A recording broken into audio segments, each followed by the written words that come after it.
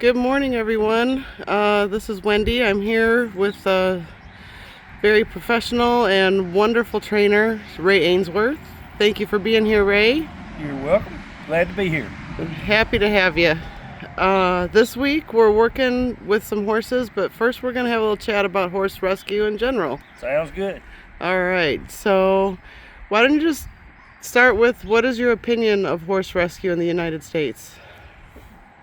If they're done right, people care about their horses when they do rescue. They are absolutely a vital part of the horse industry.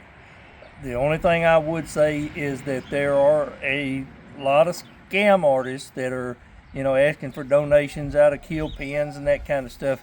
Just beware. But if you're interested in donating, go to the rescue, contact them, talk to the people, and if they're willing for you to come out and look at the horses and talk to them, have a one-on-one, then chances are they're legit.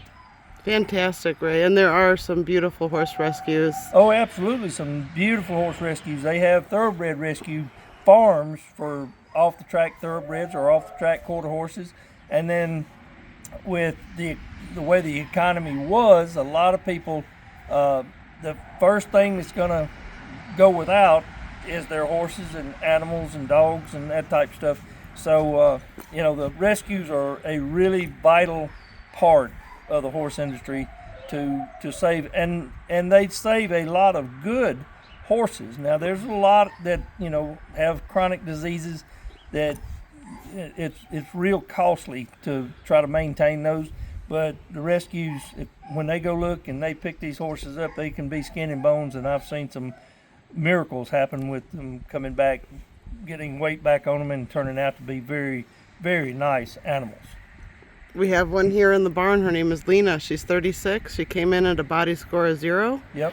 The vet said to put her down, and I didn't. And here she is, Exactly. almost 4 years later. Yep. So.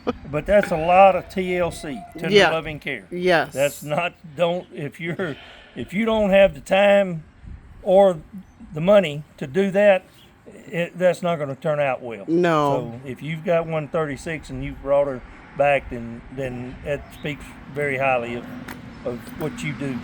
Thank you, Ray. I appreciate that. So even given all the beautiful rescues that we're familiar with and maybe not familiar with, what is your thought on, there's still at least 20,000 horses a year that ship to Canada and Mexico for slaughter because we don't have slaughter plants here in the U.S. What's your opinion on that? Okay. I'm going to preface this by this is my opinion, and there's two sides to this coin. I wish I had the capability to save every animal, okay? But that's not realistic. And when you do not have, some of the people in Europe eat horse meat. Like it, not like it, that's your opinion. I personally have never eaten horse meat. Not that I wouldn't do it if I got hungry enough. But if you don't have some place to take those animals, then it kills the horse industry overall. Because, let's say this, I'll use this example. There's a family of 4 people, mother, dad, 2 kids. They each have a horse. Well, they have a horse that gets arthritis so bad they can't ride it. Well, if there's not a place for them to go, for them to be able to sell it at the sale and take that money and replace that horse, then they're going to keep that horse and put it down, or Sure. keep on putting money into it, trying to keep it up and running, to where when it does pass away, they don't have any money to go buy another horse. Right. So there is no bottom to the horse industry. Right. That happened years ago. So I understand. I hate the fact that any animal has to get killed, any horse has to get killed, but it's a fact of life. That's the only thing on this earth that everything has in common, and that is it will die. At some point, everything on earth will die. Absolutely. It just depends on how. And I'd much rather have a horse be put down than him out there struggling and get pneumonia and him die a miserable death. So, out of the two, I'd rather see the kill pens. I mean, see killing facilities to where those horses do not suffer for months or years, just trying to make it, and then they have a miserable life or miserable existence. That's not Right. life. That's not life. Yeah. And the fact that we have to ship them 2,000 miles sometimes. That's right. On packed trailers Yeah. with 50 at a time. Yeah, I would say this, and I'm not being ugly, but I'm just telling you, if PETA is so concerned about those horses dying, then take their money and put it where their mouth is. Give them a place to go. Give them a place to go. Go spend that money, and you start feeding them. And You build a facility for 20,000. Exactly. You go buy land, go open a facility, and hire the people, and buy the feed and the hay, and have a vet come out. Put your money where your mouth is. Just don't talk the talk, walk the walk.